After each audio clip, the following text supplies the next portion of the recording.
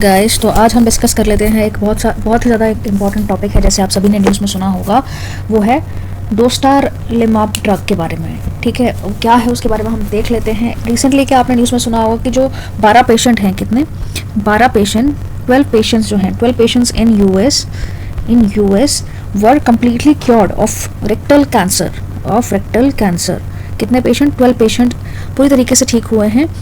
12 इस पर 18 लोगों पे किया गया था, लेकिन न्यूज़ में 12 बताया गया, जो कि क्योर हुए किससे? कम्प्लीटली क्योर हुए हैं किससे? रेक्टल कैंसर से। ठीक है, और वो भी किसके द्वारा? Without any kind of surgery, या फिर बिना किसी कीमोथेरेपी के। ठीक है, और ये एक ड्रग की वजह से हुआ है, जो कि ड्रग का नाम है, अगर मैं बताऊँ आपको, जिस ड्रग का नाम है आपका डोस्टारलिमाब। ठीक, ये आपका उस ड्रग का नाम है आपका, जिसकी वजह से आप कह सकते हैं कि जो कि एक तरीके की ये क्या है? क्लोनल एंटीबॉडी है। एंटीबॉडी ये ड्रग का नाम है, दवाई बोल सकते हो इसको आप, एंटीबॉडी। इसका इस्तेमाल करके कम्प्लीटली आप जिसको बोलें कि जो आपकी डोस्टारलिमाब ड्रग है, उसकी बदौलत आपका कैंसर जो है पूरी तरीके से ख़त्म कर दिया गया है, जो आप पेशेंट के अंदर, जो कि रेक्टल कैंसर, याद रहे सभी प्रकार का कैंसर नहीं, सिर्फ रेक्टल कैंसर। जो रेक्टल कैंसर है आपके जो आपकी ये इंटेस्टाइन होती है ना, और इसके रेक्टम के नीचे होता है, ये स्मॉल इंटेस्टाइन यहाँ अंदर है, और यहाँ पे रेक्टम कैंसर के अंदर होता है। मैं आपको दिखा देती हूँ आगे जाके। ठीक है, तो उस प्रकार इसको वो वाला कैंसर इससे क्योर हुआ है। ठीक है, और वो भी कितना? कम्प्लीटली अगर मैं बोलूँ तो 100% वो क्योर हो गया है। ठीक है, अब आइए आगे इसके हम डिस्कस कर लेते हैं। डोस्टारलिमाब क्या है? It is a type of monoclonal antibody, जैसे मैंने आपको बताया। It blocks protein cells called check points. ये प्रोटीन सेल जो है चेक पॉइंट्स उनको ये ब्लॉक कर देती है, चेक पॉइंट्स। ठीक, प्रोटीन सेल्स।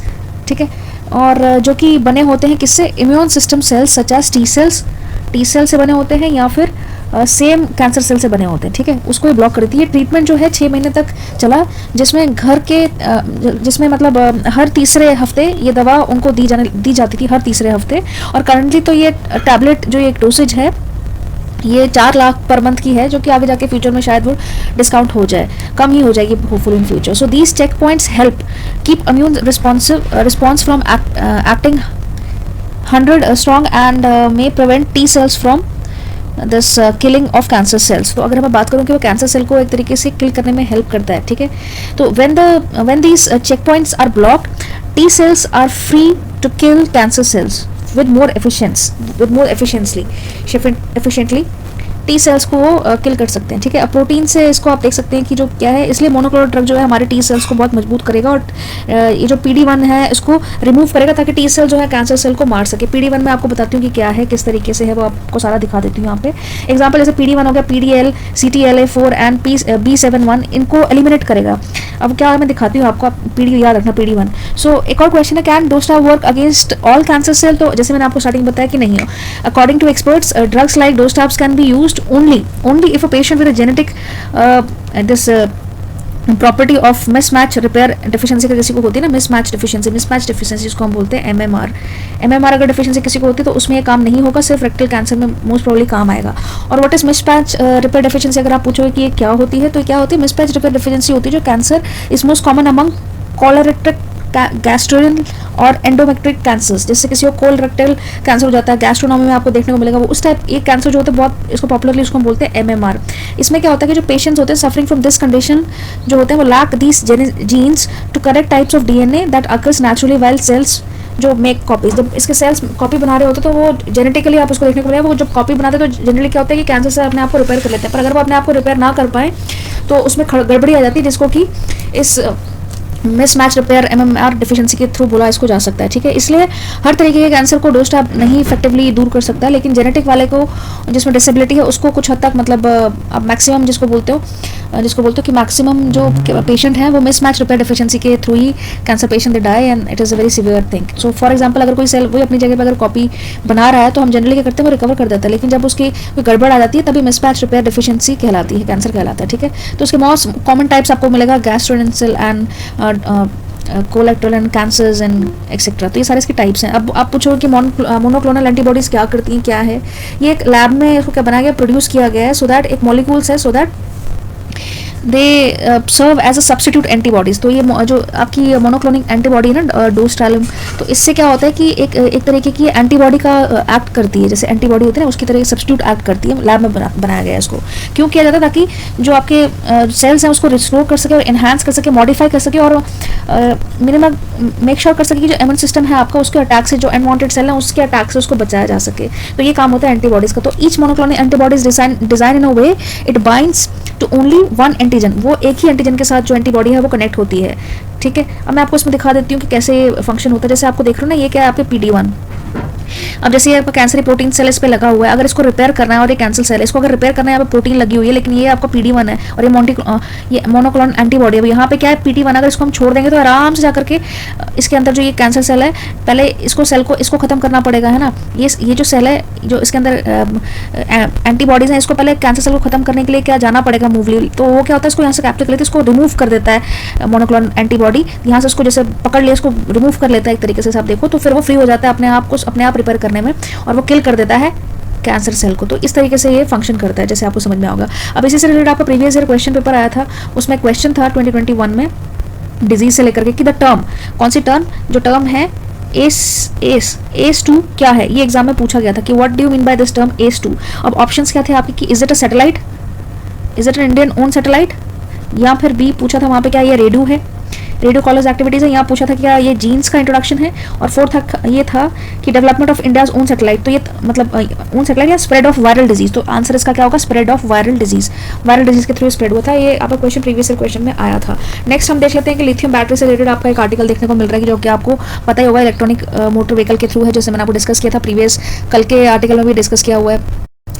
तो आपको जैसे पता ही होगा कि इलेक्ट्रिकल व्हीकल बैटरी, जैसे मैंने आपको लास्ट टाइम बताया था कि चाइना, जब मैं आपको बता रही थी ना कि इंडिया ने जो किया है इथेनॉल ब्लेंडिंग के साथ जब किया था, तो मैंने उसमें बताया था कि चाइना जो है वो इंडिया पेट्रोल पर डिपेंडेंसी का खत्म करने की कोशिश कर रहा है, चाइना क्या है इलेक्ट्रिक मोटर व्हीकल्स स्टार्ट कर रहा है बनाना। तो उसी से रिलेटेड आपका ये है, ये क्या है, जो आप अगर मैं बात करूँ आपकी लिथियम बैटरी, ये सबसे ज़्यादा हल्की बैटरी, लाइट, एक तरीके से लिथियम एक बैटरी के काम आता है, सबसे लाइट ये मेटल होता है। और जो EV इंडस्ट्री ना आपकी इलेक्ट्रॉनिक व्हीकल इंडस्ट्री, उसके थ्रू ये रैपिडली ग्रो कर रहा है, उसकी डिमांड काफ़ी ज़्यादा बढ़ रही है लिथियम की। तो इसीलिए क्या है ये एसेंशियल हो जाता है रिसोर्स के पॉइंट ऑफ व्यू से, बिकॉज बैटरी मतलब बैटरीज मोस्टली इसी से बनती है। तो व्हाट इज लिथियम अगर कोई पूछा जाए तो it is a very soft kind of silver white metal, generally अगर अपने नॉर्मल फॉर्म में होगा, नॉर्मल कंडीशन में। So it is a lightest metal, आप इसको बोलते सबसे हल्का मेटल या लाइटेस्ट मेटल यही है। लाइट मतलब लाइट वाला नहीं, हल्का मेटल है ये। And it is a lighter solid element also. तो ये बहुत हल्का सा मेटल है जिसको आप लिथियम लिथियम बैटरी के नाम से इसको जाना जाता है। तो it is very highly reactive also, हल्का तो है ये, साथ में ये रिएक्टिव है और फ्लेमेबल भी है।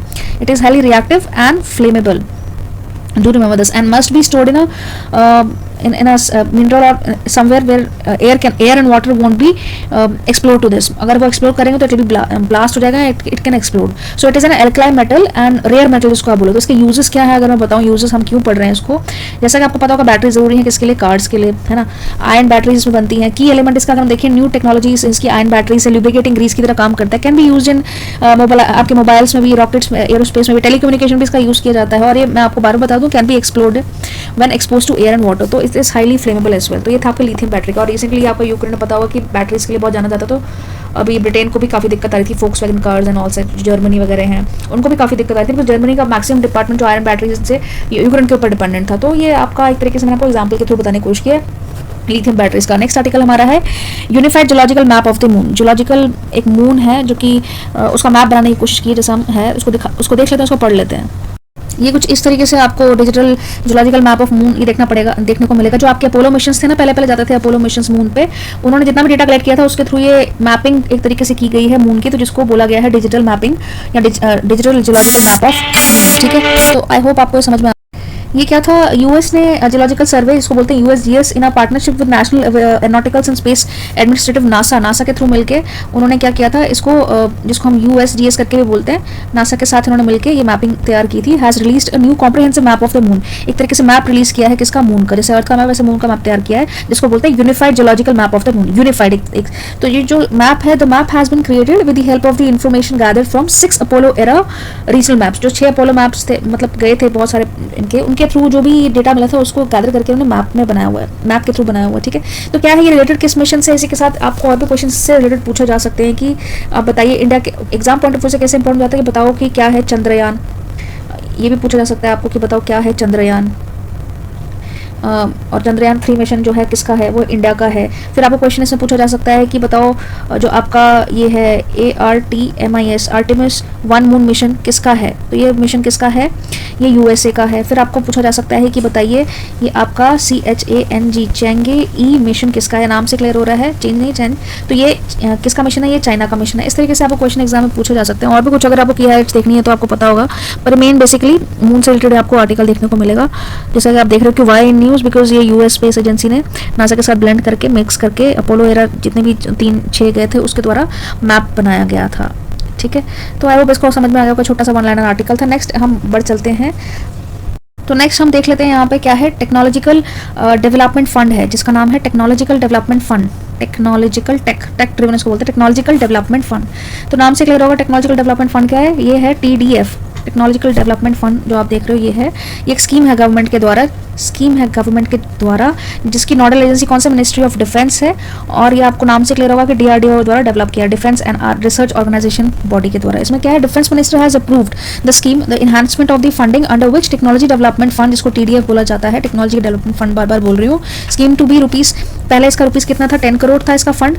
जो भी इनिशिएटिव, कहने का मतलब तात्पर्य ये कि जो भी गवर्नमेंट फंड देती थी DRDO को अपना रिसर्च करने के लिए टेक्नोलॉजी के संदर्भ में, टेक्नोलॉजिकल डेवलपमेंट फंड, तो वो फंड कहाँ से आता था, ये फंड गवर्नमेंट प्रोवाइड करती थी। और इस फंड को आप अगर बोलो कि जो टेक्नोलॉजी ड्रिवन था कितना फंड था, 10 करोड़ होता था पहले, अब इसको 10 करोड़ से इंक्रीज करके कितना कर दिया, 50 करोड़।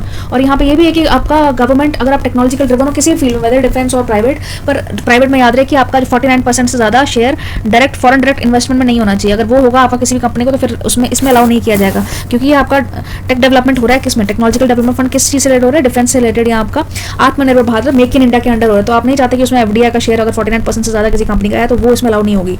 बाकी गवर्नमेंट के कोई भी, अगर आप प्राइवेट फर्म है या कोई भी अपने आइडियाज शेयर करना चाहता तो गवर्नमेंट उनको 90% तक फंड भी इसमें प्रोवाइड करती है, 90% तक। तो आपको पता होगा पहले फंड कितना था जो देती थी गवर्नमेंट ऑफ इंडिया, 10%, अब उसको इंक्रीज करके कितना कर दिया, 50 करोड़, पहले 10 करोड़ था, अभी 50 करोड़ इसको इंक्रीज कर दिया हुआ है। और DRDO के द्वारा है, मैं बार बार बता रही हूँ उसकी। और कोई अगर जैसे टेक को लेकर डेवलपमेंट कर रहा है कहीं पे भी, तो उसके लिए क्या करेगी सरकार, उसको पैसे देती है, तो और जो वो पैसे सारे सरकार देती है वो एक फंड से दिए जाते हैं, जिस फंड को कहते हैं TDF, क्या, टेक्नोलॉजिकल डेवलपमेंट फंड उसको कहा जाता है। ठीक है, अब जैसे हम इसको देख लेंगे कि इसमें अभी जो किसी प्रोजेक्ट के लिए जो अमाउंट दिया जाता था वो था 10 करोड़, जैसे मैंने आपको बताया, अभी हाल ही में इस अमाउंट को बढ़ा करके 50 करोड़ कर दिया गया है। तो इसका एम क्या है, हम जल्दी से देख लेते हैं कि व्हाट आर दी एम्स। तो इसके एम्स में आपको बता दूं कि क्या एम क्या है। इसका एम है technological advancement in the field of defence, ताकि टेक्नोलॉजिकल डेवलपमेंट एडवांसमेंट हो पाए किस फील्ड में, डिफेंस में। Creating an ecosystem for promoting self Reliance, आत्मनिर्भर को प्रमोट किया गया by building indigenous state of the art system for defence application के लिए। और ये स्कीम क्या है, स्कीम के तहत क्या है कि it will provide major boost to the defence manufacturing sector by promoting self reliance under make in India. Make in India के अंदर इसको अगर ऐसा हो जाता तो इंडिया के डिफेंस सेक्टर के लिए बहुत अच्छा रहेगा और सेल्फ रिलायंट रहेगा। ठीक है, और इस समय आप देख लेते हैं कि नोडल मिनिस्ट्री कौन है इसकी, मिनिस्ट्री ऑफ डिफेंस है। एग्जीक्यूटिंग एनर्जी एजेंसी कौन सी है, DRDO। नोडल बॉडी अगर पूछे तो मिनिस्ट्री ऑफ डिफेंस है, और एग्जीक्यूटिंग जो एग्जीक्यूट कर रहा है इस प्रोजेक्ट को वो कौन सा है, DRDO। वो कौन सा है, DRDO। ठीक है, तो इसमें पब्लिक एंड प्राइवेट इंडस्ट्रीज भी शामिल या पार्टिसिपेट हो सकती हैं, लेकिन स्पेसिफिकली अगर मैं बात करूं MSME, ठीक है, micro and small medium enterprises, तो वो भी अपना स्टार्टअप लेके आ सकती हैं इसमें, और कोई भी आ सकता है इनफैक्ट, और टू इनकरेज इसको किया जा सके ताकि अपनी टेक्नोलॉजी आप बता पाएं डिफेंस के लिए। तो अगर कोई ऐसी एंटिटी बॉडी है, बट एक इसमें वो है कि अगर कोई FDI जिसका 49% है तो वो इसमें शामिल नहीं की जाएगी, बिकॉज ये मेक इन इंडिया प्रोजेक्ट है, इंडिया के लिए है। ठीक है, तो ये एक छोटा सा आपका आर्टिकल था इससे रिलेटेड, आई होप आपको समझ में आ गया हो। नेक्स्ट आर्टिकल जो हमारा अभी हम पढ़ने जा रहे हैं वो है कंटेम्प्ट ऑफ कोर्ट से रिलेटेड है। कंटेम्प्ट ऑफ कोर्ट जैसे आपको समझ में ही आ रहा है कि इसका लिटरल मीनिंग क्या होता है कि डिसएग्रीगेंस, मतलब बोलूँ अगर मैं साफ शब्दों में अगर मैं बोलूँ तो, अगर मैं साफ शब्दों में इसका कहने का मतलब ये है कि अगर मैं उसको साफ शब्दों में बोलूँ तो जानबूझकर कोई व्यक्ति अगर कोर्ट की बात नहीं मानता, उसकी अवहेलना करता है जानबूझकर, डेलिबरेटली, तो उसको हम बोल देते हैं कंटेम्प्ट ऑफ कोर्ट। अब रिसेंटली आपको पता होगा जो झारखंड उसके और जो मिनिस्टर उनके लिए ऊपर ये हुआ है, बट अभी हम उसके ऊपर बात नहीं करते। अभी हम डायरेक्टली, मैं आपको इससे पहले बताने से पहले आपको बोलूँगी कि आप इसमें आर्टिकल्स हैं कुछ वो मेन हो जाते हैं। आर्टिकल 129 जरूर देखें और आर्टिकल 215 जरूर देखें। ठीक है, अब मैं एक छोटी सी वीडियो आपको चला के प्ले कर देती हूँ जिससे आपको समझ में आ जाएगा, और आपको बार बार बता दूंगी कंटेम्प्ट ऑफ कोर्ट यहाँ क्या होता है। कंटेम्प्ट ऑफ कोर्ट मैं आपको बता दूं, इसमें contempt in it simple literal meaning is disgrace, scorn और disobedience. Contempt of court is the offence of being disobedient और disrespectful towards the court and its officers, ठीक है। मतलब जानबूझ कर किसी ने उसकी अवहेलना की है, कुछ जानबूझ के कुछ ऐसे तत्व हैं जिन्होंने मना कुछ काम ऐसे हरकतें की हैं, कोई भी व्यक्ति अगर कोई बात कोर्ट की ना माने तो उसको बोलते हैं कंटेम्प्ट ऑफ कोर्ट बोला जाता है, ठीक है। तो आप एक छोटी सी वीडियो प्ले करती हूँ, आई होप वो समझ में आ गया, वो उसको देख लीजिए। कोर्ट ने अभी तेलंगाना के चीफ सेक्रेटरी को यह कहा है कि अगर 2 सप्ताह के भीतर जो 2.5 लाख का अमाउंट उन्हें पे करना है, स्टेट गवर्नमेंट अगर वो पे कर नहीं पाती है तो उनके ऊपर कंटेम्प्ट प्रोसीडिंग्स चालू कर दी जाएंगी। उन्होंने कोर्ट की अवहेलना की है। कंटेम्प्ट ऑफ कोर्ट ये पावर होती है हमारी जुडिशरी की, जिसके माध्यम से वो अपनी गरिमा, मैजेस्टी, रिस्पेक्ट को मेंटेन करते हैं। इस संबंध में 1971 का contempt of court act regulate करता है, इसे रिस्ट्रिक्ट नहीं करता, रेगुलेट करता है। And that is the topic जिसके ऊपर 2022 के प्रीलिम्स क्वेश्चन पूछा गया है। उम्मीद करता हूं आपने इस क्वेश्चन को देख लिया, क्योंकि हमने तो इसका एनालिसिस किया ही था। Contempt of court act of 1971 ये इंश्योर करता है कि जुडिशरी को डिसरेस्पेक्ट ना किया जाए, उनकी डिग्निटी या अथॉरिटी को अगर नुकसान पहुंचाया जाता है तो इसके तहत कंटेम्प्ट प्रोसीडिंग्स चालू की जा सकती हैं। कंटेम्प्ट ऑफ कोर्ट को हमारे कॉन्स्टिट्यूशन में कहीं भी डिफाइन नहीं किया गया है। 2022 की सिविल कंटेम्प्ट क्या होता है, जहां पे कोई एक व्यक्ति जानबूझ के कोर्ट की बात को नहीं मानता। क्रिमिनल कंटेम्प्ट एप्लीकेबल होता है अगर किसी व्यक्ति ने कोर्ट की अथॉरिटी को स्कैंडलाइज किया हो, लोअर किया हो, कोर्ट की प्रोसीडिंग्स में इंटरवीन किया हो, या जो भी जस्टिस का एडमिनिस्ट्रेशन है, जो भी कोर्ट के द्वारा कहा गया है, उसे लागू करने में हस्तक्षेप किया हो, तो क्रिमिनल कंटेम्प्ट का मामला बनेगा। हालांकि ये भी प्रावधान है कि 1971 का जो कंटेम्प्ट ऑफ कोर्ट एक्ट है उसी में कहा गया है कि अगर क्रिमिनल कंटेम्प्ट का मामला बनेगा तो राइटिंग में कंसेंट ली जाएगी अटॉर्नी जनरल की इस प्रकार की प्रोसीडिंग्स को इनिशिएट करने से पहले। पनिशमेंट क्या है? 6 महीने तक की जेल हो सकती है, या 2000 तक का फाइन हो सकता है, या दोनों हो सकता है। जो एक्यूज्ड हैं कई दफा कोर्ट उन्हें माफी मांग लेने के बाद छोड़ भी देती है। होप आपको समझ में आ गया होगा उस वीडियो के थ्रू। अब नेक्स्ट टॉपिक है हमारा कार्बन बॉम्ब से रिलेटेड। क्या है? Carbon bomb, carbon bombs. Carbon bomb से रिलेटेड आपका आर्टिकल है, जैसे आपको दिख ही रहा होगा। कार्बन मतलब एनवायरनमेंट में जो आपकी प्रदूषण जो आपका है उससे ज़्यादा जो प्रदूषण हो रहा है उसके रिलेटेड आपका ये कार्बन बॉम्ब उसको कहा जाता है। Defining the term in its report means guardian said that it is an oil or gas project that will result in at least a billion tons carbon emission over a lifetime। कहने का simple था अगर मैं बताऊं, एक ऐसा project है जो भी वर्ल्ड वाइड मतलब 197 कुछ फर्म्स या प्रोजेक्ट होंगे, एंड ऑयल प्रोजेक्ट या गैस प्रोजेक्ट, वो अपनी पूरी लाइफ टाइम में कितना कार्बन डाइऑक्साइड एमिशन करेंगे, हमें उस मतलब कितना कर सकते हैं कार्बन 1 बिलियन तक। तो हमें उसको क्या है पूरी लाइफ टाइम में, तो अपने पूरे जीवन काल में वो जो प्रोजेक्ट होगा कार्बन या प्लांट्स वगैरह जो भी हैं वो प्रोजेक्ट्स इतना कार्बन जनरेट करेंगे। तो यहाँ पे पेरेंट्स, यहाँ पे जो जितने भी लॉयर्स या एडवोकेट जो भी इन्वायरमेंटलिस्ट हैं सारे इकट्ठे होकर उन्होंने एक टर्म दिया है कार्बन बॉम्ब कि ये बहुत हानिकारक है, आपकी ग्लोबल वार्मिंग क्रिएट कर सकती है। तो उसको प्रिवेंट करने के लिए पेरिस में एक एग्रीमेंट हुआ था जो 2015 में हुआ था। कहाँ पे? पेरिस में 2015 में आपका एक अग्रीमेंट हुआ था जिसको पेरिस एग्रीमेंट बोला जाता है। वहाँ पे बोला गया था कि ग्लोबल टेम्परेचर को हमें 0.2 कुछ नीचे लेकर के आना है, तो जो कि अब मुझे लगता है कि पूरा नहीं हो पाएगा, बिकॉज सारी कंट्रीज के लिए अग्री नहीं हुई कि अभी तक अगर आप वर्ल्ड में देखें तो 117 प्लांट्स कुछ हैं जो कार्बन बॉम्ब्स की तरह क्रिएट करते हैं। और ऊपर से अभी रशिया यूक्रेन की वॉर, अभी उसका भी कहीं ना कहीं मतलब क्लाइमेट पर बहुत इसका बुरा असर पड़ रहा है, और कार्बन बॉम्ब मतलब टेम्परेचर बहुत बढ़ता जा रहा है। आपको जैसे पता होगा कार्बन ग्रीन हाउस गैसेस से रिलेटेड भी एक रिसेंटली कर लिया, परसों मैंने आर्टिकल डिस्कस किया था जीएस गैसेस में, उसमें भी कार्बन के लिए बहुत कार्बन आपको पता है गैस नीचे अंदर ट्रैप हो जाती है, तो उससे रिलेटेड आया हुआ था। तो अब इसी से रिलेटेड आपका एक लिंगो करके एक वर्क है जिसको इनिशिएट किया गया है। लिंगो का मतलब क्या है कि हमें इस प्रकार से अपने सस्टेनेबल डेवलपमेंट या क्लाइमेट या पेड़ लगाने चाहिए, कार्बन या एमिशन को कम करना चाहिए। साथ में लिंगो इनिशिएटिव लिया गया है जिसका मतलब है leave it in the ground initiative. Leave it in the ground initiative मतलब जो फॉसिल फ्यूल्स हैं आपके या गैसेस वगैरह उनकी निर्भरता पूरी कंप्लीटली 100% बंद कर दो, जो कि इम्पॉसिबल है, ये हो नहीं सकता, होगा भी तो धीरे धीरे। और उन्होंने कहा कि पूरी रिन्यूएबल एनर्जी पे हमें शिफ्ट कर जाना चाहिए, और इसीलिए उन्होंने कहा कि leave it in the ground initiative lingo, कि जो भी आपके फॉसिल फ्यूल उनको ग्राउंड के नीचे ही रहना, तो उनको बाहर मत निकालो, डिगिंग मत करो और अपने एनवायरमेंट को प्रोटेक्ट करो। तो ये था आपको कार्बन बॉम्ब एंड लिंगो से रिलेटेड, आपको समझ में आ चुका होगा है, नहीं भी आया होगा तो आप उसको देख सकते हैं। जैसे कि आपको पता ही होगा प्रोजेक्ट है ग्लोबल वार्मिंग से रिलेटेड है, ठीक है। कुछ लॉयर्स एंड उन्होंने एक्टिविस्ट ने मिलकर के ये टर्म प्रोजेक्ट चलाया हुआ है कार्बन एमिनेशन के खिलाफ, जिसका आपको पता है कि 195 कार्बन प्रोजेक्ट बॉम्ब चल रहे हैं मतलब कि एक प्रोजेक्ट्स चल रहे हैं जिनके अंतर्गत आप जैसे प्लांट्स, असली प्लांट्स हो गए, तो कुछ इसके एटमॉस्फेयर के लिए बहुत हानिकारक है ये, ठीक है। और 2015 में एक पेरिस एग्रीमेंट हुआ था कि जिसके अंतर्गत बोला गया था कि इसको रिड्यूस किया जाए, which is not impossible to attain in real life renewable resources की 100% निर्भरता हो जाए। सो आई होप इस छोटा सा आर्टिकल था आपको समझ में आ गया होगा, ठीक है। और कंफ्यूज नहीं होना कि लिंगो क्या है, तो लिंगो इसी के साथ क्या है, व्हाट इज द प्लान क्या है डिफ्यूजिंग कार्बन करने के लिए, कार्बन बॉम्ब को डिफ्यूज करने के लिए, मतलब कार्बन बॉम्ब नहीं है, बॉम्ब मतलब कार्बन एमिनेशन जो प्लांट्स मैंने हमको पता है फैक्ट्रीज वगैरह हैं उसको डिफ्यूज करने के लिए क्या है, एक नेटवर्किंग ऑफ डिसाइड किया गया जिसको बोलते हैं leave it in the ground initiative lingo. It is a mission to leave fossil fuels in the ground and leave it to live learn without them, कि मतलब फॉसिल फ्यूल्स के बिना, और वो भी 100% रिन्यूएबल एनर्जी के साथ, जो कि पॉसिबल ही नहीं हो पाएगा। तो इनिशिएटिव चलाया गया leave it in the ground fossil fuels को लेकर के, ठीक है। ऐसे अगर हम बात कर लेते हैं, अभी ऑस्ट्रेलिया इंडिया वाटर सिक्योरिटी हुआ है, अभी साइन हुआ था। टेक्निकली क्या है, ये अर्बन हाउसिंग के लिए है, वाटर जो स्कैरसिटी उसको कैसे रीयूज किया जाए अर्बन एरियाज में। तो ये दोनों के दोनों टेक्नोलॉजी शेयर करेंगे, इवन ऑस्ट्रेलिया एंड इंडिया, ऐसा नहीं कि ऑस्ट्रेलिया को इंडिया पे हेल्प कर रहे हैं, दोनों के दोनों टेक्नोलॉजी शेयर करेंगे। यहाँ पे आपको देखने को मिलता है, उसको बोलते हैं AI वासी। मतलब क्या है कि जो ये ऑस्ट्रेलिया और इंडिया के बीच में ये प्रोजेक्ट है, इसके अंतर्गत ministry of housing and urban affairs, जिसको MOUH करके बोलते हैं, द हाउसिंग ऑफ, क्या इसको बोला जाता है मैं अभी आपको बता दूं कि अब देख लेते हैं इसको आगे कि जो MOUH है and the government of Australia has signed an MOU for technical cooperation in urban water management. So the MOU will enable India and Australia to learn about new technology advancement and it will also promote cooperative and cooperation under AI वासी, जैसे आपको दिख ही रहा होगा AI वासी के अंतर्गत ये है. ठीक है, साथ में ऑस्ट्रेलिया और इंडिया के साथ ये जॉइंट है वाटर सिक्योरिटी इनिशिएटिव लिया गया अर्बन वाटर मैनेजमेंट को लेकर के. जैसे आपको पता होगा फॉर अर्बन एरियाज हाउसिंग में मतलब पानी जो गंदा पानी है उसको कैसे हम रीयूज कर सकें, जैसे आपको जापान है वहाँ पे पता होगा पानी को वो रीयूज करते हैं, वैसे इंडिया में भी और ऑस्ट्रेलिया के साथ इनिशिएटिव लिया गया कि उसको कैसे यूटिलाइज करा जा सके. ठीक है, ये AI वासी जो प्रोग्राम था कब इनिशिएट हुआ था 2020 में, ये एक्चुअल में इनिशिएट मतलब किया गया था 2020 में, अभी का नहीं है, 2020 में साइन हुआ था ऑस्ट्रेलिया के साथ. ठीक है, 1999 में ग्लोबल रिपोर्ट आई थी, आप इसको देख सकते हैं. और वाटर सिक्योरिटी इंश्योरेंस आपको पता है UN वाटर सिक्योरिटी एंड पानी के रिलेटेड है. सो जितने भी आपको आर्टिकल्स न्यूज़ में दिख रहे हैं आजकल उसको पढ़ना बहुत इंपॉर्टेंट हो जाता है. तो दैट्स ऑल. आई होप आपको समझ में आया होगा कि क्या है AI वासी. अगर आपको याद रखना है कौन सा वाटर की स्कीम थी. ठीक है, कर लेते हैं 8 जून और 9 जून और 10 जून के कंपाइल करके ये जितने भी आर्टिकल्स आपकी न्यूज़ में आए हुए थे.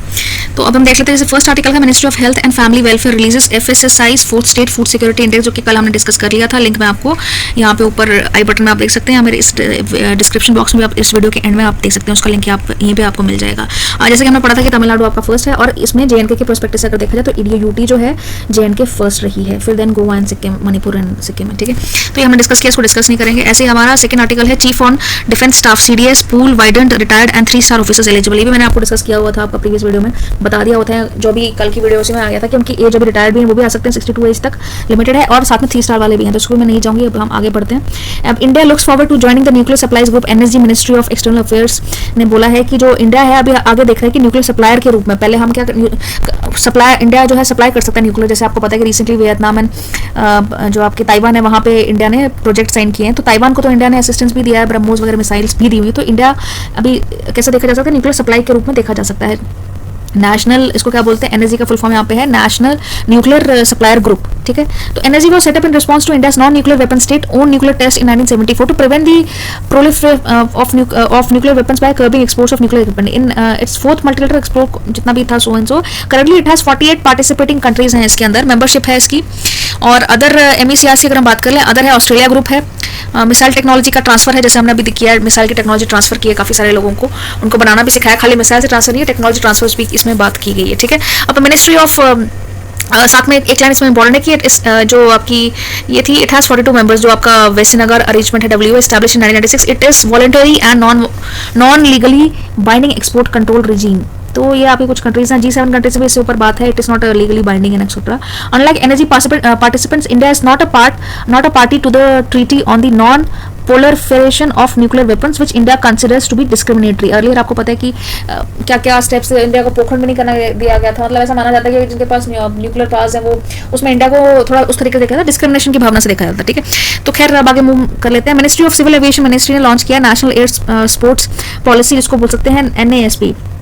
इसके अंदर कुछ 4 पिलर देखने को मिलेगा. इंडिया का है AFSI, enable adoption of international good practices in safety including but not limited to air sports infrastructure equipment operation maintenance and training. अब एयर स्पोर्ट्स में अगर हम देखें, पैराग्लाइडिंग आपका है, उसमें स्ट्राइज इंडिया में इतनी एडवेंचर स्पोर्ट्स आपको देखने को नहीं मिलते, लेकिन इसको डेवलप किया गया.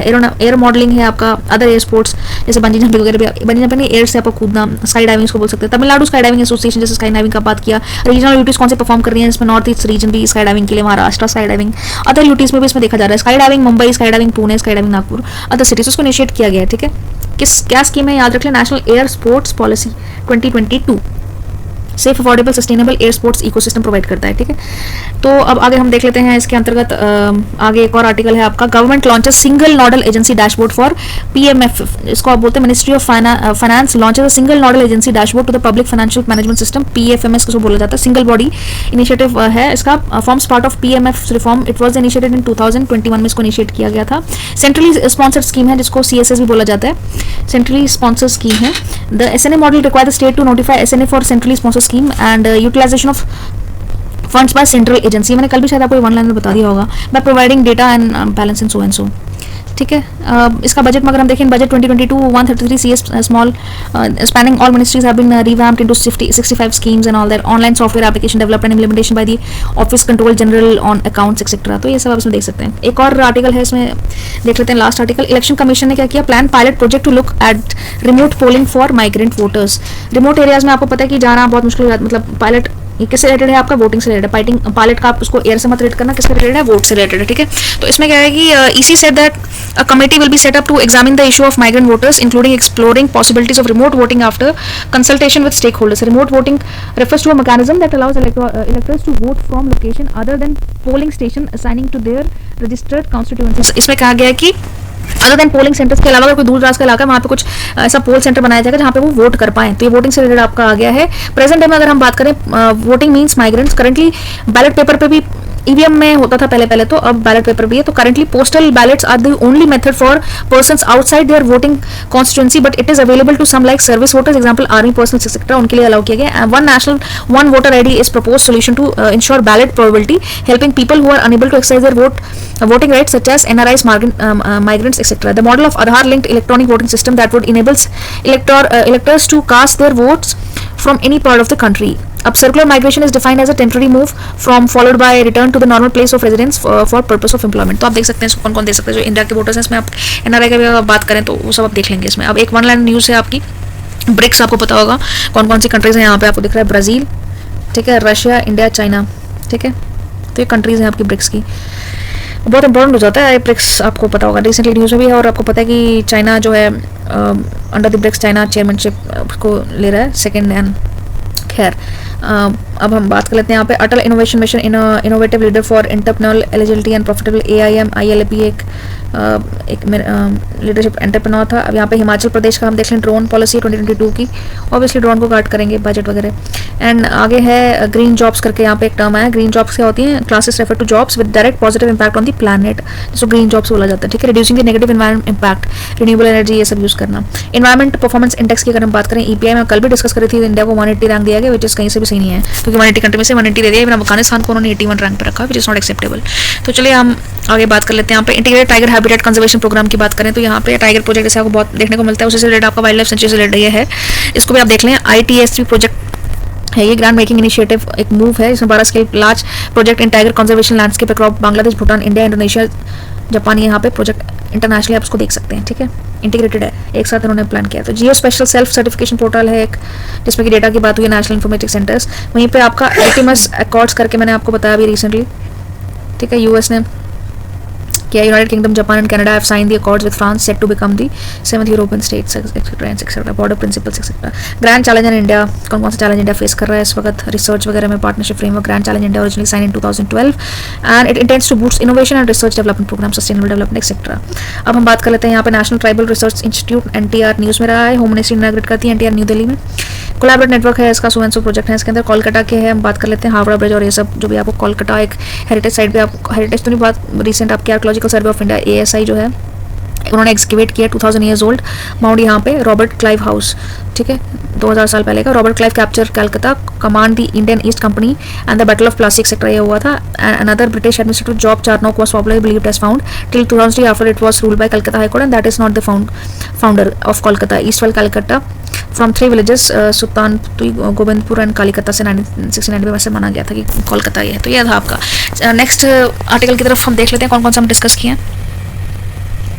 ये आपका आर्टिकल है रिजर्व बैंक्स ऑफ इंडिया से मॉनेटरी पॉलिसीज को आप देख लेते हैं। Repo rate and cash reserve rate को CRR RRR आपको पता होना चाहिए, इकोनॉमी में बहुत इंपॉर्टेंट टर्म है। कमर्शियल बैंक्स को ये जो लेंड करते हैं मनी, उससे रिलेटेड है आपकी टर्म्स, आप उसको देख लें क्या है, न्यूज़ में है। Repo rate is the interest rate at which the RBI lends short term funds to banks, याद रख लेना इसको कि रेपो रेट होता है, ठीक है। CRR cash reserve ratio, terms आपको पता होनी चाहिए, ठीक है। तो अब ऑब्वियसली महंगाई वगैरह चल रही है तो ये सब उसके चलते कुछ मॉनेटरी मेजर्स लिए थे। RBI hiked the RRR and announced a focus of the withdrawal of its accommodative policy। तो रेपो रेट क्या है, is the interest rate at which the RBI lends short term funds to banks. RBI आपको commercial banks को भी fund ले करती है, RBI आपका सेंट्रल बैंक उसको बोला जाता है, ठीक है। तो अब देख लेते हैं कुछ मेजर्स में डिफरेंट टाइप्स ऑफ पॉलिसीज या क्या क्या हैं इसके अंतर्गत, ये रिसेंटली न्यूज़ में रहा है।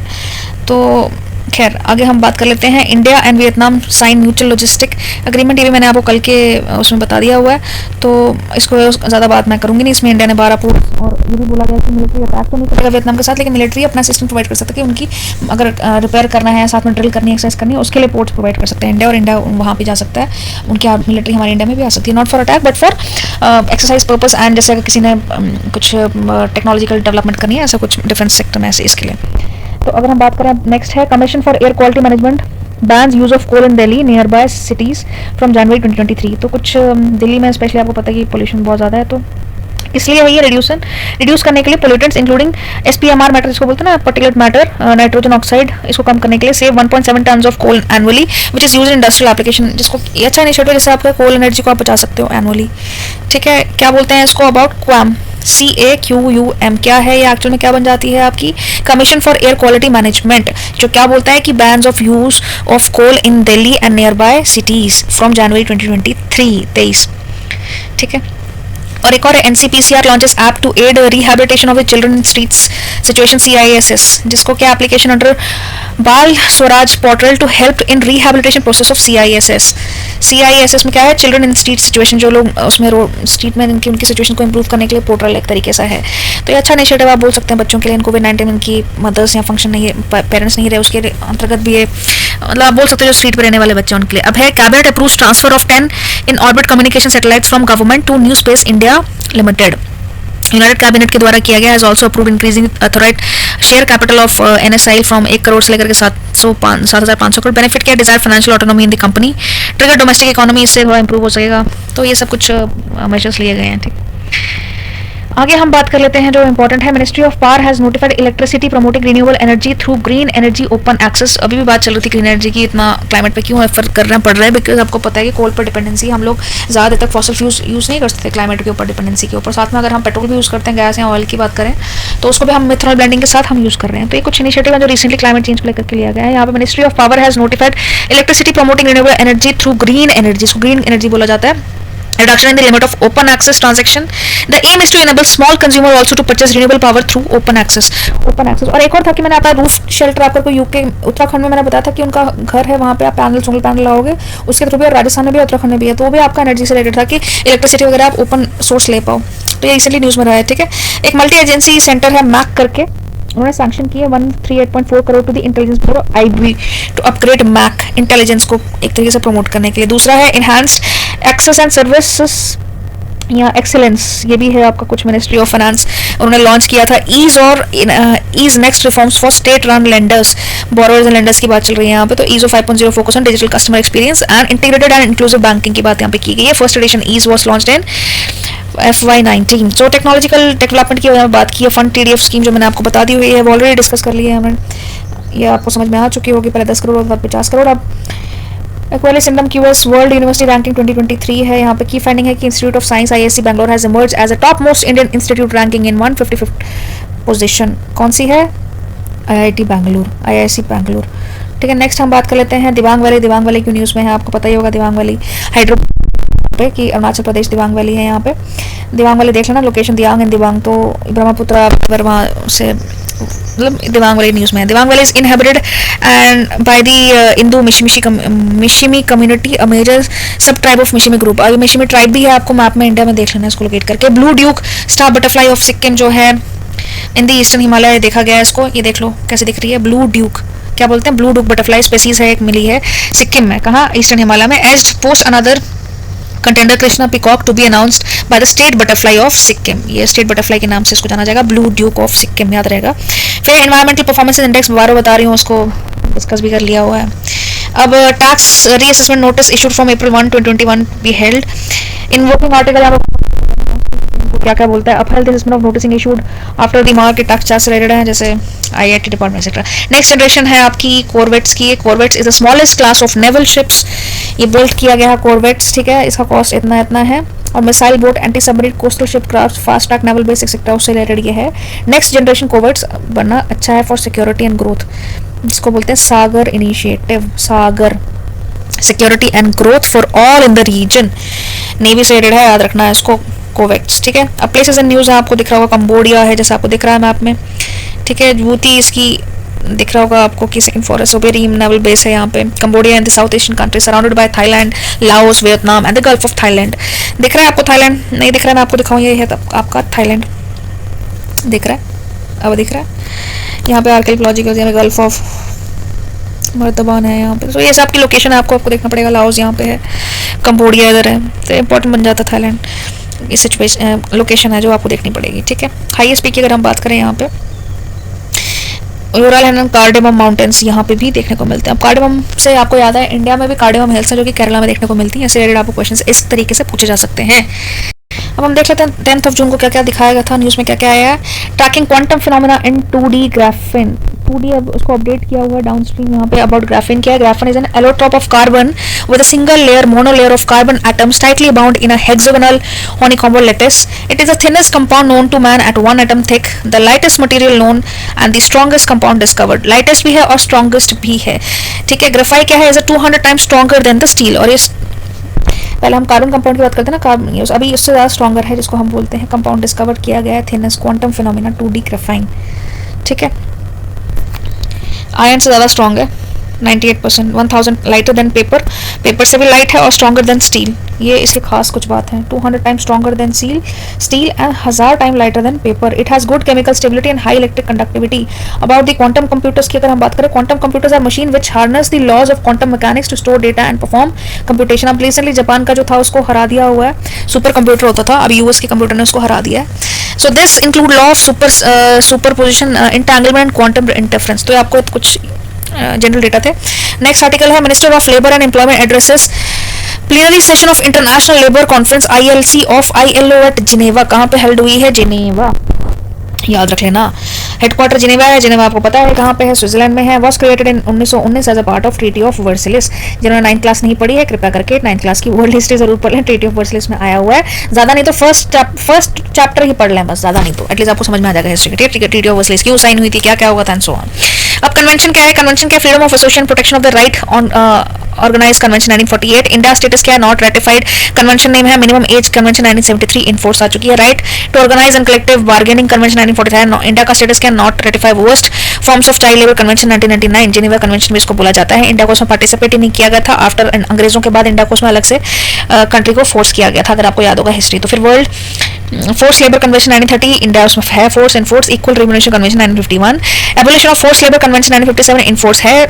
इंडिया उसमें discrimination employment and occupation convention 1958। अब गवर्नेंस एंड प्रायोरिटी कन्वेंशन की बात अगर आती है तो लेबर इंस्पेक्शन कन्वेंशन 1947, इंडिया उसका मेंबर है। लेबर इंस्पेक्शन ये सो एंड सो। जिनेवा कन्वेंशन पढ़ लेना सीधे से, आपको पता लग जाएगा हिस्ट्री, वर्ल्ड हिस्ट्री का, कि इंडिया का जब आज़ाद हुआ था तो ये जो डेवलप्ड कंट्रीज थी UN, कुछ ब्लैक शेडो एरिया था, उसमें अफ्रीका इंक्लूडेड नहीं था, इंडिया भी इंक्लूडेड नहीं था जब आज़ाद हुआ था। तो उसके बाद 1945 के बाद आई थिंक इंडिया ने उसमें पार्टिसिपेट किया था। अंग्रेजों ने अलग से रखा था इंडिया को, लेकिन वो भी स्टार्टिंग में तो इंडिया को उसमें पार्टिसिपेट ही नहीं किया हुआ। जिनेवा कन्वेंशन ये क्या बोलते हैं उसको, मुझे नाम याद नहीं आ रहा, बट है वो, आई लेट यू नो। अब ये है science behind the cancer cure, ये मैंने आपको पूरा डिस्कस कर दिया हुआ है आर्टिकल पूरा का पूरा। PM inaugurated biotech startup export to 2022 तक। पीएम ने बायोटेक एक्सपोर्ट की बात की हुई है। Successful track records of India biotech industries, diverse population and diverse climatic zones, continuously rising demand for bio products, talented human capital pool, government efforts for ease of doing business in India. Ease of doing business बहुत बार आता है, government ने इसके through कुछ initiatives भी लिए गए हैं। अबाउट बायोटेक्नोलॉजी क्या है? Biotechnology is a branch of applied science which uses biological systems, living organisms or parts to develop to create different products and processes. Based on its applied this field of application, we have 4 main types of biotechnology. कौन कौन सी biotechnology अगर हम बात करें? Red biotechnology को pharmaceuticals हम बोलते हैं, ठीक है। ग्रीन बायोटेक्नोलॉजी को हम एग्रीकल्चर या हम इन्वायरमेंट से रिलेटेड उसको बायोपेस्टिसाइड्स बोलते हैं। व्हाइट बायोटेक्नोलॉजी को हम बोलते हैं industrial application, and blue technology marine, पानी से रिलेटेड। ये तीनों याद रख लेना, चारों बहुत इंपॉर्टेंट हो जाती हैं, ठीक। इनिशिएटिव टू प्रमोट बायोटेक्नोलॉजी क्यों है? 100% of FDA under automatic route of green 5 pharmaceutical. Atal Jai Anusandhan biotech mission, याद रख लेना इसको, अटल जय अनुसंधान बायोटेक है mission by DBT। Setup 9 DBT supported biotech parks for necessary infrastructure support. Clear? अब हम बात कर लेते हैं, यहाँ पे एक और आर्टिकल आपको देखने को मिल रहा है। India patent IP protection India amongst most challenging economy says US। थोड़ी सी यहाँ पे बोल दिया हुआ है कि इंडिया क्या है, मोस्ट चैलेंजिंग है। ट्रेड रिप्रेजेंटेटिव से अगर हम ट्रेड पर्सपेक्टिव से बात करेंगे, किसने बोला है? US ने बोला हुआ है, ठीक है। Report highlighted the main point of the contention between India and US related to the so and so patent act की अगर बात करें 1970। India patents are governed by Indian Act of 1970. It replaced the Indian Patent and Designs Act 1911. Under the Act, patents are granted if the inventions fulfills following criteria. Criteria कौन कौन सा? It should be novel. It should have inventive steps, or it must be non-obvious. It should be capable of industrial application. It should not attract the provisions sections 3 and 4 Patent Act of 1970. India is signatory to IPR related conventions including TRIPs, Berlin Convention which governs copyright, Budapest Treaty, Paris Conventions for protection of industrial property and patent cooperation. Patent से related आपको पता होगा recently तो. फिर है Maharashtra mangrove cells appoint CSIR national institute of oceanography to identify sites for restoration of corals. Corals क्या होते हैं आपको पता होना चाहिए. कोरल्स क्या है? कोरल्स आर दी मैराइन, जिसको पॉलिप्स बोलते हैं, लाइम सिक्रेटिंग पॉलिप्स. ये अपनी कॉलोनीज बनाते हैं पानी के अंदर, जैसे आप स्कूबा डाइविंग में करते हो ना, तो लाइम सिक्रेटिंग ऑर्गेनिजम्स होते हैं, इसको बोलते हैं कोरल्स. ये मर जाते हैं, आपको लगता है वो सीपी टाइप सीपी पानी के अंदर रंग बिरंगे कभी देखा होगा स्कूबा डाइविंग के अंदर, वो कोरल्स जिंदा होते हैं. इनको साफ पानी चाहिए होता है रहने के लिए, थोड़ी सी सनलाइट भी चाहिए होती है, 20 से 25 टेम्परेचर डिग्री इनको टेम्परेचर चाहिए होता है सर्वाइवल के लिए. तो अभी क्या है, महाराष्ट्र ने क्या बनाया, एक सेल अपॉइंट किया गया जिससे नेशनल इंस्टीट्यूट ऑफ ओशियानोग्राफी बोला गया, NIO, क्या आइडेंटिफाई करने के लिए, साइट्स पता करने के लिए, रिस्टोरेशन दोबारा से उनको रिस्टोर करना है किसको, कोरल्स को, कोरल पॉलिप्स. लक्षद्वीप आपको पता होगा इंडिया में क्या है, पूरा टोटली कोरल आइलैंड है, आइलैंड. ये ज्योग्राफिकल पॉइंट ऑफ व्यू से इंपॉर्टेंट हो जाता है, एग्जाम में आएगा तो आपको इसको पढ़ना पड़ेगा. आपको पता होगा कोरल्स के 3 टाइप है, अटॉल फॉर्मेशन है, वॉल्केनोस है एंड हवाई वगैरह, तो ये सारे आपको पता होनी चाहिए. खैर बढ़ लेते हैं आगे. कोरल क्या है? They are invertebrate animals belonging to cnidaria and live in symbolic relationship with algae and ज़ोएंज़ो. अगर साफ शब्दों में बोला चाहूँ, that's a lime secreting polyps. ठीक है, कॉलोनीज में रहते हैं, आपको पता होगा लकड़ी की तरह लगते हैं पर लकड़ी नहीं होती, लाइम सिक्रेटिंग, लाइम जो चूना पत्थर होता है उसकी तरह पानी के अंदर, उसके अंदर बटरफ्लाइज वगैरह रहती हैं, तो बहुत खूबसूरत लगता है जो कि देखने में. अगर भी डाइविंग करोगे तो वहाँ पे आपको दिख जाएगा. Gulf of Mannar, Palk bay, gulf of Kutch, Andaman Nicobar island and Lakshadweep areas हैं. मैं बार बार बता रही हूँ, ये बहुत इंपॉर्टेंट हो जाता है एग्जाम पॉइंट ऑफ व्यू से. और आपका ग्रीन बैरियर रीफ आपके ऑस्ट्रेलिया के सबसे ज्यादा है, जिसको सबसे लार्जेस्ट कोरल्स में भी मिलते हैं. और ये एनवायरनमेंट को प्रोटेक्शन, मतलब अब ये डेथ हो रही है, इससे दिखता है कि इनको बचाने की सख्त जरूरत है. और ये प्लास्टिक नहीं है, कोई सीपिया सुपिया नहीं है, मतलब ये लिविंग ऑर्गेनिजम्स होते हैं. गल्फ ऑफ मन्नार है इंडिया में, पाक बे है, गल्फ ऑफ कच्छ है, अंडमान और निकोबार आइलैंड, लक्षद्वीप, यहाँ पे आपको कोरल पॉलिप्स मिल जाएंगे. ठीक है, इसको प्रोटेक्शन के वाइल्ड लाइफ प्रोटेक्शन एक्ट के अंदर लाया गया है 1972. क्लाइमेट चेंज, अगेन वही मैंने बताया, it is the biggest threats to coral as it's causes bleaching. Coral bleaching हो जाती है. कोरल ब्लीचिंग के अंदर क्या उनका, या तो समुद्र के अंदर कुछ जीव स्पीसीज ऐसे आती हैं, उनका पानी अगर ज़्यादा गर्म हो जाए या कुछ अगर साफ पानी उनको रहने को ना मिले तो उनकी पूरी की पूरी कॉलोनीज डेड हो जाती हैं. ठीक है, तो ये था न्यूज़ में. आके वन लाइनर देख लेते हैं. आपका वन लाइनर में क्या है, EU law makers back ban on new fossils fuel cars from 2035 तक उन्होंने बैन करने के लिए बात की है. देखते हैं अभी कितना लेवल एनवायरनमेंट को प्रोटेक्ट करने के लिए. United nation conference on trade and development हुई है यहाँ पे US से. टॉप रिसिप्टेंट है $365 बिलियन फॉरेन डायरेक्ट इन्वेस्टमेंट का, followed by China and Hong Kong. ये डेटा है, कुछ याद रख लेना. ठीक है, आगे हम बात करें payment infrastructure development fund, PID जिसको बोला जाता है. More than 4.11 lakh point of scale mobile POS and other physical devices were deployed under PIDF scheme on April 2020. PIDF scheme operational by reserve bank of India. किसके द्वारा? Reserve bank of India 2021. It's subsidise deployment of POS infrastructure physical and digital modes in Tier 3 to Tier 6 centers and northeastern states of country. Fund is operational for 3 years and may be extended for 2 more years depending upon its governed in the progress. It is governed by the ex officio advisory council. संकल्प skill acquisition and knowledge awareness for livelihood promotion, ये भी संकल्प है, आपके लिख लेंगे. कब launch हुआ था, बाय किसके द्वारा हुआ था? By ministry of skill development enterprises. और ये क्या है, the project aims to maximise the impact of Sankalp project, जिसमें डिस्ट्रिक्ट स्किल डेवलपमेंट प्लानिंग की बात हो रही है. स्किल, संकल्प मतलब नाम से स्किल डेवलपमेंट. ठीक है, national open access registry NOAR, क्या है national open registry NOAR centralise online platform है एक, जो कि मेंटेन करता है short term open access to interstate transmission system. National load dispatch NLDC nodal agency इसकी. खैर अब यहाँ ये बहुत इंपॉर्टेंट जाता है आपका ग्रेड 1 ऑन राइनो. आपको पता होगा कहाँ मिलता है, काजीरंगा में बहुत फेमस है. इसके ये नेचर से रिलेटेड है. नेशनल मानस पार्क आ ही गया ऑफकोर्स असम. ये कहीं भी आपको उनकी शक्ल दिखेगी या कुछ भी ग्रीन रिलेटेड आएगा तो मोस्टली वो काजीरंगा नेशनल पार्क या वाइल्ड लाइफ सेंचुरी से रिलेटेड होता है. ठीक है, तो मानस वाइल्ड लाइफ सेंचुरी है उससे रिलेटेड, यहाँ काजीरंगा भी. खैर असम से रिलेटेड है, यहाँ पे हम पढ़ लेते हैं. हायर यहाँ पे क्या है, राइनो इंट्रोडक्शन प्रोग्राम वो started in 2006 under Indian rhino vision 2020. Kaziranga आई गया ऑफकोर्स.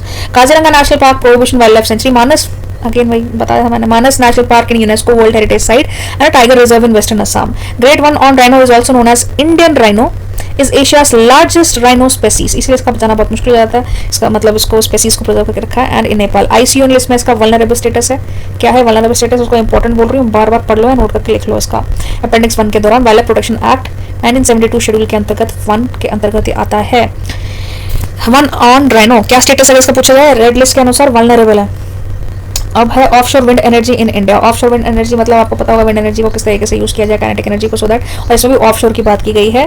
फिर marijuana, आपको पता ही कि Thailand becomes first Asian country to legalise marijuana। आपको पता होगा जब अभी सिंह राजपूत का केस है तो marijuana, भांग वगैरह ये सब इसको लीगल नहीं था इंडिया में, लेकिन यहाँ पे थाईलैंड जो है फर्स्ट कंट्री बनी है जिसने marijuana को लीगलाइज कर दिया हुआ है। Plant that has uses a recreational and medical drug, as a medical drug इसको यूज करते हैं। It contains 120 active ingredients of so and so.